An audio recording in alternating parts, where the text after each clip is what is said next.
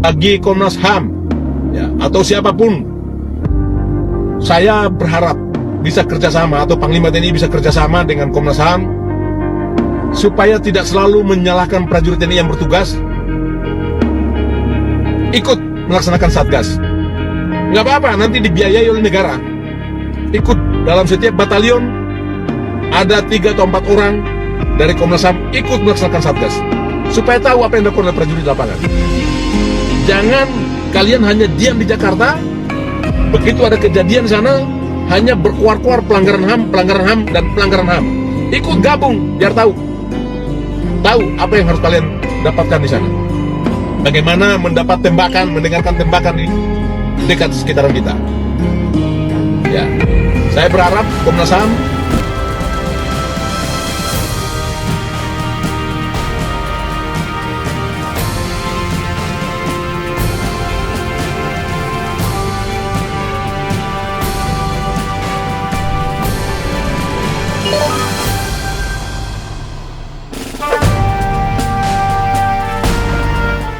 Sambil bercengkrama dengan warga, kami tetap waspada dan fokus memantau lokasi Honai. Bisa saja informasi tentang peristiwa ini sudah sampai ke pihak KKB dan KKB berencana melakukan serangan balasan. Walau kami berlakon sewajar mungkin, mata saya tetap mencermati setiap aktivitas warga di sekitar kami. Ada 2 aktivitas warga yang menjadi atensi di otak saya. Pertama, saya melihat 3 orang perempuan berjalan menuju arah perkebunan. Ketiganya terlihat membawa sesuatu benda yang dijinjing di atas kepala. Biasanya, hanya orang yang kembali dari kebun yang membawa sesuatu hasil kebun mereka. Bukan saat pergi ke kebun.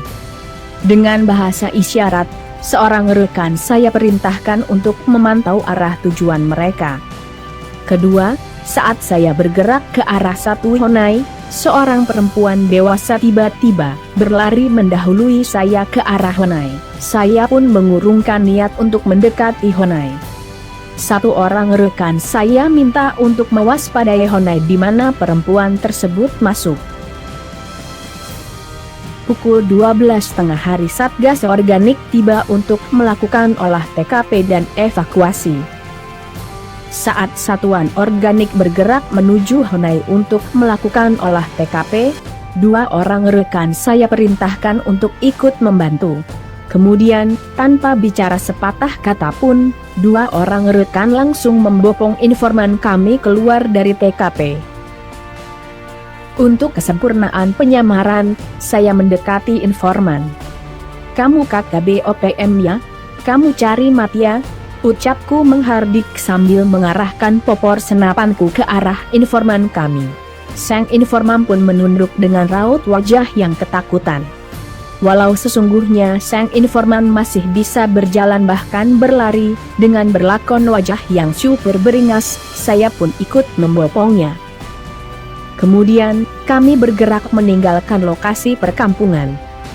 Pukul 14.15 WIT, kami tiba di atas ketinggian perbukitan. Saya menghubungi komando untuk persiapan penjemputan.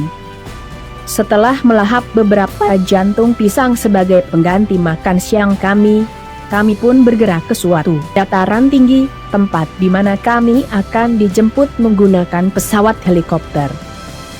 Saat berjalan menuju titik penjemputan, informan kami memberitahu kemungkinan hari ini ada rombongan KKB lain dengan jumlah yang lebih besar akan masuk ke wilayah perkampungan. Informasi ini pun saya teruskan ke komando. Pukul 15.30 WIT, kami tiba di area titik penjemputan. Sesuai kesepakatan dengan komando, helikopter penjemput akan tiba kira-kira pukul 16.40 WIT. Sambil menunggu helikopter penjemput, saya melakukan pemantauan ke arah jalan satu-satunya menuju perkampungan. Jalan ini biasa dilalui pelintas batas ilegal. Jika informasi dari informan kami benar, kemungkinan rombongan KKB akan melintasi jalan ini. Kira-kira setengah jam menunggu dan memantau, tiba-tiba kami mendengar suara siulan manusia. siulan yang biasa dilakukan KKB dalam tarian perang. Saya mengarahkan teleskop senapan saya lebih cermat mengamati jalan. Namun keberadaan orang yang mengeluarkan bunyi siulan tersebut tak juga kelihatan. Kemudian, saya mengarahkan pemantauan ke arah perbukitan yang berada di sebelah selatan posisi kami. Ternyata sumber suara siulan berasal dari sana. Terlihat 3 orang laki-laki bersenjata turun dari perbukitan menuju satu lekukan tanah atau parit di lereng perbukitan.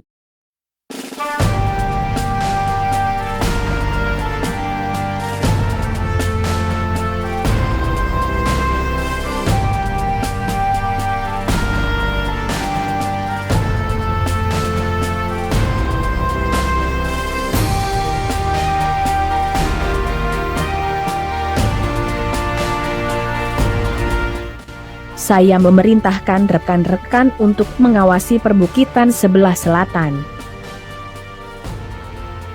Tiba-tiba terdengar suara rentetan tembakan. Mereka menyerang kami. Mengingat datangnya helikopter penjemput sudah waktunya, saya meminta rekan-rekan untuk tidak melayani serangan KKB dengan tembakan senapan. 2 orang rekan saya pun menunjukkan kemampuannya. 2 granat lontar mendarat tepat di titik lekukan perbukitan posisi di mana KKB berada. Kontak tembak pun selesai.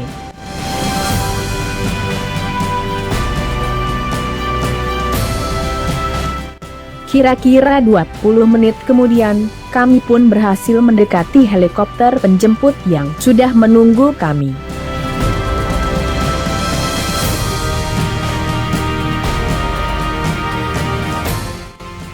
Saat di perjalanan, saya dihubungi komando. Saya diminta untuk mengantisipasi sesuatu hal yang tak kurang merepotkan. Komando memberitahu bahwa kedatangan kami sedang ditunggu 2 orang laki-laki yang mengaku sebagai penggiat suatu lembaga sosial.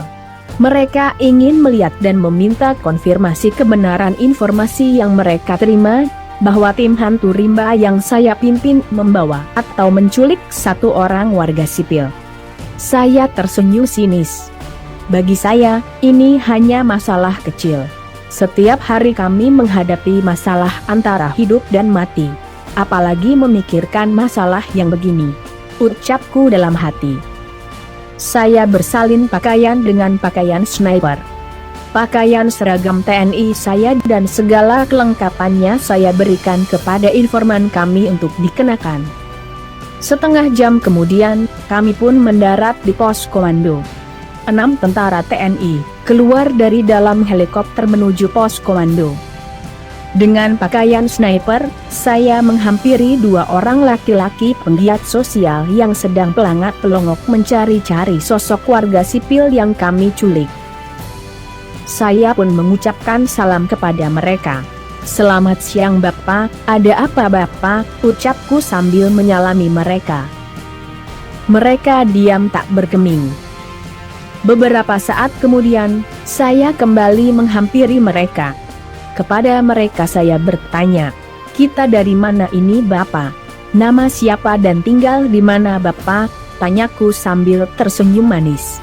Mereka lagi-lagi tidak menjawab dan bergegas meninggalkan pos komando dengan wajah yang sedikit pucat, kemudian menghilang. Mungkin jantung mereka sedikit bergetar saat saya tanya nama dan alamat mereka tadi. Mereka mungkin tidak siap jika sewaktu-waktu kami datang ke rumah mereka bersilaturahmi saat subuh menjelang pagi. Melihat apa yang saya lakukan terhadap 2 orang penggiat sosial tersebut, komandan terlihat menggaruk-garuk kepalanya yang pasti bukan karena gatal.